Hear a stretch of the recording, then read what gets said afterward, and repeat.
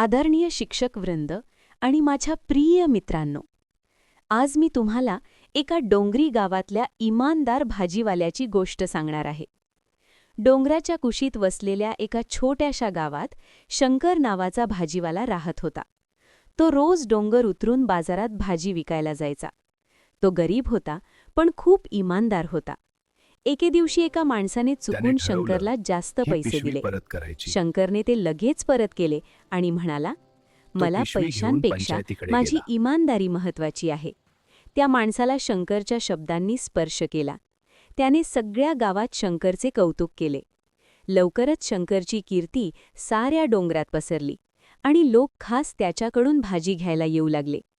मित्रांनो, ही गोष्ट आपल्याला शिकवते की डोंगर कितीही उंच असो, इमानदारी त्याहून उंच असते.